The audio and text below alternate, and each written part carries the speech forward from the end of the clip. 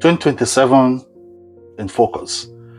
And like we've seen, like what we saw in 2014, the ADC has now become the coalition party that's set to wrestle power from the APC come 2027, considering that the PDP has now, has lost its opposition strength, and the Labour Party and the SDP, they've all lost their opposition strength. Now the focus is now on ADC. But can the ADC wrestle power from Bola Tinubu in 2027? Can the ADC displace the APC come 2027? So many people have said, considering the big wigs, considering the big names, the political heavyweights that are already members of the ADC, and with more people coming in, yes, that they are positive that power will go out of APC in 2027. But I beg to differ. And what I'm going to discuss here today will,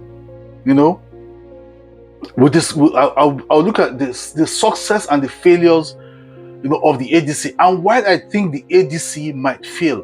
And once that happens in 2027, Bola Tinubu will just coast to victory. And one of the most important things we have to consider when we're discussing how formidable the ADC will be in 2027 is the question of rotational presidency. You see, in 2010 or thereabout, when Yar'Adua died, that altered the political equation and the zoning formula, or the principles of zoning, presidential zoning, rotational presidency between the North and the South. Because Obasanjo had just finished his 8 years, and the Yar'Adua came from the North.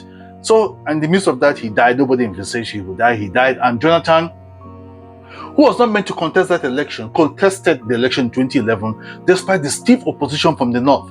And that altered the political equation. But at the end of the day, Buhari came in 2015, and then we went back to the issue of the rotational presidency. Now, it's only expected that for equity and justice, that when late Buhari leaves office in 2023, the power will go to the South. But we saw Atiku contesting keenly in that election. He insisted that the Constitution gives him the right to contest the election as against the principles of rotational presidency.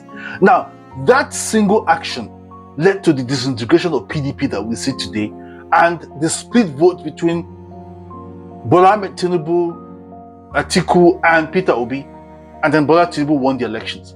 And then people have said that if only Atiku and Peter Obi had merged, in 2023, perhaps Bola Tinubu wouldn't have won that election. And I quite agree with them. But given the ambition of these politicians, APC won the election in 2023. Now, the same thing might happen in 2027.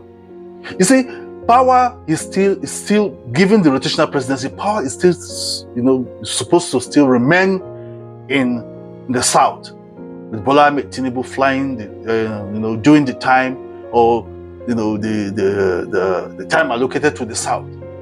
And Atiku now has said he wants to contest, and from his body language in the ADC, you can tell that Atiku still wants to contest for the presidency come 2027. And that is where the problem will come, because Peter Obi has insisted he wants to run for the presidency. He will not be a second fiddle. This is where the problem is. And Atiku, from his body language and from those around him, still wants to contest the election. Now, if these personal ambitions of these politicians are not put in check in the coalition, Bola Tinubu will still win the election, because there will still be split vote between the Peter Obi, Atiku, and Bola Tinubu. And consider that Bola Tinubu is an incumbent, and the incumbent enjoys an upper hand in every election. He has access to state resources, the police, the military, everything, the media, everything is in his hands. So that gives him a good chance. So the ADC needs to put its house really in order.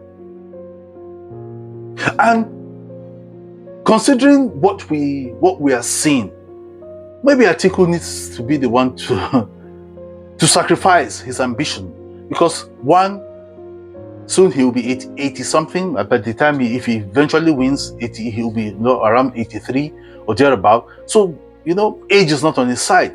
So some have said, oh, Atiku should just jettison his political ambition and support Peter Obi, who enjoys overwhelming support, especially from the youths.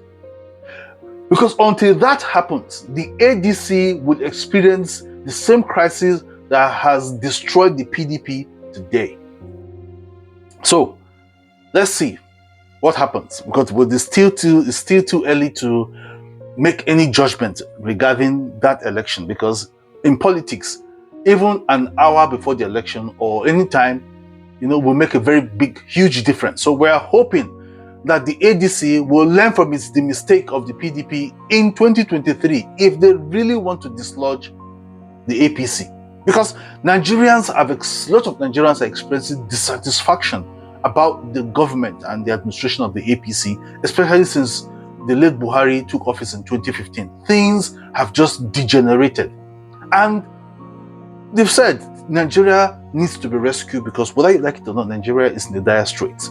Nigeria needs to be rescued. And it appears what we have now is the ADC that can rescue Nigeria. But if personal ambitions are not put in check, if proper sacrifices are not made by the likes of Atiku, Peter Obi, Nasir El-Rufai, Rotimi Amechi, and the likes of them, this will further disintegrate the ADC, and Bola TINUBU will just coast to victory, because votes will be scattered. So imagine if you have Atiku and Peter Obi's vote, with the kind of support they enjoy, bring that together, then the APC will definitely be jittery in that election. But like we said, let's see what happens. We're still in 2025, so we have 2026 for all of this to fall in place, and then to come up with a good strategy, political strategy, to dislodge the APC come 2027. So please don't forget to subscribe to my YouTube channel, follow me on Instagram,